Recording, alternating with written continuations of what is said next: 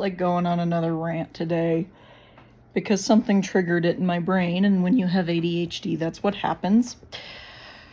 Uh, Specifically, I get annoyed with the celebrity death hoaxes, the ones that say that a replacement stepped in for them. I mean, like the Paul is dead one, there's plenty of people with more information than I have to talk about that one, so I'm going to specifically talk about Avril Lavigne because I can go on about that one without really having to cite any sources. If you're not familiar with the Avril Lavigne one, the story goes that after her first album, she couldn't handle the fame and hence unalived herself. And someone named Melissa, who'd been acting as her body double, had to step in to pretend to be her, and I guess sang exactly like her and looked exactly like her and is trying to drop all these hints. And I mean, I'll get into the ridiculousness of this, but like first and foremost, what bothers me about this is how many artists have passed away prematurely that there was not even an attempt to cover it up when it actually might have been easy to do.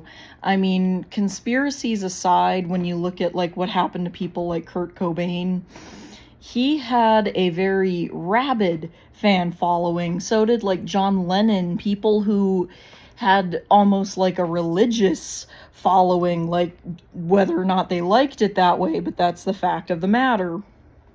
So, I mean, these were people who very well there could have been like riots in the streets and everything, and yet they just reported they're gone, you know? I mean, if you want to get into the argument about how accurate the reports were and whatnot, I tend to take them at face value at this point. But that being said, like, they could have very easily tried to get a double for Kurt Cobain, or, you know. So it really annoys me that they use it for Avril Lavigne of all people. Now, for the record, I adore Avril Lavigne. I have loved Avril Lavigne since I was a teenager. In fact, I'm a person who doesn't openly express emotion very well. At least not directly, unless you're, you know, a cat or a dog or Avril Lavigne. Literally the only person I've ever said I loved you to unprompted was Avril Lavigne, which I kind of hope she doesn't remember. It was a fan signing after her third album, and I rehearsed for hours, like, just say hi, don't be a dork. So, of course, when I hand her my little booklet to sign, I just said hi, and then she smiled and said hi, and then I just blurted out, "I love you."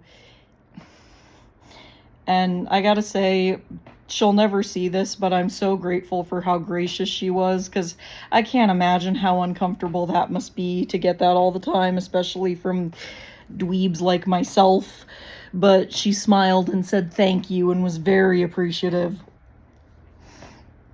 But anyway, yes, I do have quite a love for her. In fact, I even sent her like a MySpace message way back in the day, telling her how much her music had meant to me, and she actually replied. It was her official MySpace. I mean, maybe not her specifically, but at least it was her official MySpace. So in my brain, it was her. So, like, I gotta say, like, I'm almost personally offended by these particular rumors because of the fact that she's one of my favorite people. Like, if anyone is going to riot in the streets if something happens to her, it's gonna be me, you know? I did not mean to make an NSYNC reference there, but I will let it ride. Anyway, like, the story is that they wanted to continue riding the cash cow. And I think of other artists in similar situations, like, say, Tupac or Amy Winehouse, where they very easily could have just started digging up other demos, unreleased work, you know, any other thing, and they could have, like, ridden it for as long as possible without, you know, having to make this whole lie of, no, really, she's alive and well.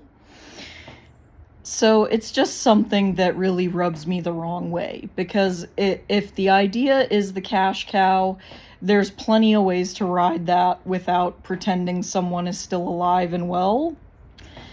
And if the issue is, I mean, what did they think was going to happen?